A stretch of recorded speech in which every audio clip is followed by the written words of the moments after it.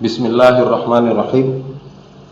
Assalamualaikum warahmatullahi wabarakatuh.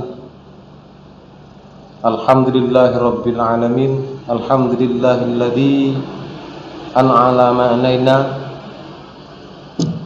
bi annana fi hadhihi as-sa'ah nastati an nata'allam bil lughatil arabiyyah.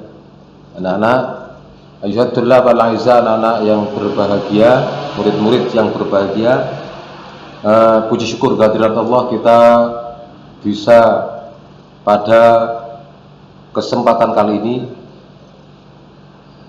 belajar bahasa Arab walau di masafatin ba'idah, walaupun pada jarak yang jauh, yakni dengan pembelajaran daring.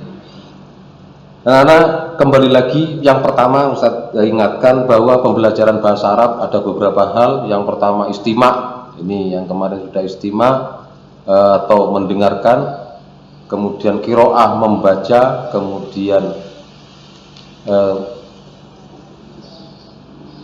tahaddas atau muhadasah, ini percakapan, yang terakhir adalah qawaid.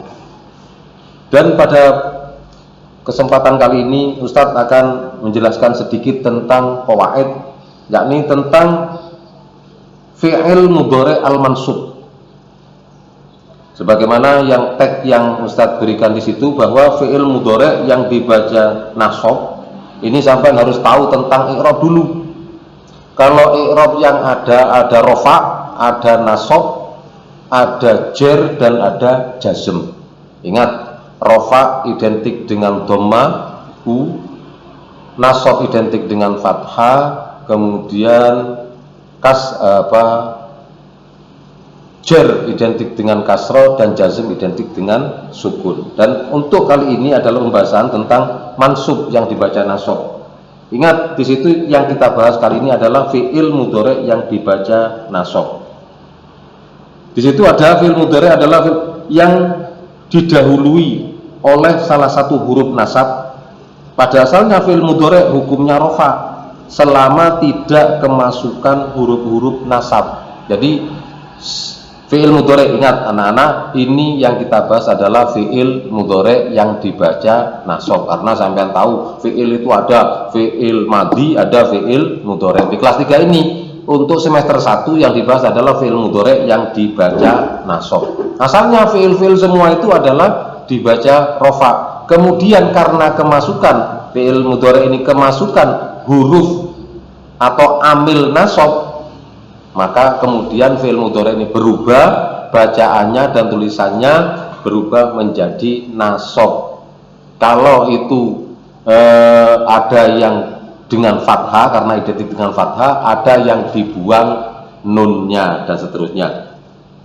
Di situ huruf yang bisa merubah, di situ tambahannya yang bisa merubah rofa menjadi nasab, di situ ada an, yang artinya adalah supaya. Ini. Kemudian lan, yang artinya tidak akan. Jadi kalau ada fi'il mudhari' sebelumnya ada an, ada lan, berarti fi'il mudhari'nya berubah menjadi nasab. Kemudian ada idzan, yang artinya kalau begitu. Kemudian ada kai, yang artinya supaya, untuk. Kemudian yang kelima adalah lam kai, yang artinya adalah supaya juga, karena bisa. Kemudian ada lam juhud, yang artinya adalah tidak sepantasnya, itu. Kemudian ada hatta, yang artinya sehingga. Kemudian di dalam tag-tag tersebut, di situ ada contoh-contohnya an, di situ dengan artinya. Contoh saya bacakan. Yajibu 'alaika an nunaddifa asnanika kulla yaum. Jadi di situ yang fi'il mudhari'nya adalah tunaddifa. Tunaddifa itu fi'il mudhari'. Asalnya adalah tunaddifu, kemasukan an di situ, an tunaddifa, jadinya begitu. Jadi diwajibkan atas kamu untuk membersihkan gigimu setiap hari, yaitu harus gosok gigi memang gitu. Ada contoh-contoh yang lain di situ, ada memang sudah ada contohnya. Kemudian hatta, lan di situ juga ada, kai ada, idan, contoh di situ idan yasihhu badanaka, idan yasihha, menjadi ha di situ. Asalnya adalah yasihhu, karena idan yasihha badanaka, sehingga sehat badanmu, dan seterusnya. Di situ pengamalan atau amil nasab yang asalnya fi'il mudhari'. Ingat, ini adalah fi'il mudhari' yang dibaca nasab, yang asalnya rofa, kemudian kemasukan an, lan, kai, idai, idan, lamukai, lam juhud, hatta, kemudian fi'il mudhari' tersebut dibaca nasab. Nasabnya contoh hatta dalam contoh di kolom tersebut yang terakhir hatta, lan tanalul birra hatta tunfiku mimma tuhibbun. Tunfiku di situ itu asalnya rofaknya adalah tunfikuna, karena kemasukan hatta dibaca nasab, alamat nasabnya, tanda nasabnya itu bukan fathah tapi terbuangnya nun, tunfikuna menjadi tunfiku karena ada hatta, dan seterusnya.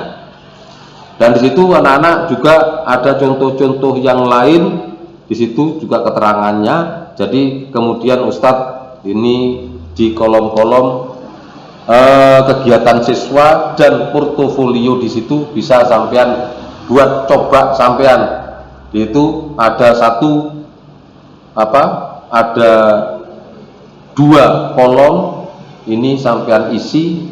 Contoh yang pertama, bayin fi'il mudhari' al mansub fil jumlatil atiyah wa naw'a alamati nasbihi. Jelaskan fi'il mudhari' yang dibaca nasab yang mana di situ, pada ibarat-ibarat bawahnya yang 5 itu. Kemudian wa naw'a alamati, mana yang fi'il mudhari'nya, kemudian mana alamat atau tanda nasabnya. Contoh, uridu an astariyal khubza, aku ingin untuk membeli roti. Nah, di situ dijelaskan. Kalau sampean jawab di situ, mungkin fi'il mudhari'nya mana? Ya setelah an biasanya, berarti astaria. Kemudian alamat nasabnya apa? Ya fathah di situ, dan seterusnya. Jadi sampean isi sendiri di situ, kemudian bisa dikumpulkan di sekolahan ini bersamaan dengan yang lain, tidak apa-apa. Kemudian yang kedua, kolom yang kedua di portofolio di situ, dha' hurufun nasbi alal jumalil atiyah. Beri huruf nasab yang cocok pada jumlah-jumlah berikut ini. Di situ ada sudah. Gitu. Jadi selamat mengerjakan, selamat belajar. Yang penting sampean itu belajar terus. Kemudian untuk bahasa, jangan lupa sampean menghafalkan dan belajar, membiasakan diri berbahasa Arab. Insya Allah kalau ketemu Ustadz tidak apa-apa, kapan saja sampean ngomongnya bahasa Arab, tidak apa-apa. Assalamualaikum Ustadz, ila aina ente, dan seterusnya akan saya jawab. Saya suka sekali kalau ada murid yang berbicara bahasa Arab dengan Ustadz. Sekian dari Ustadz, kurang lebihnya mohon maaf. Wa ilal liqa, sampai jumpa lagi. Assalamualaikum warahmatullahi wabarakatuh.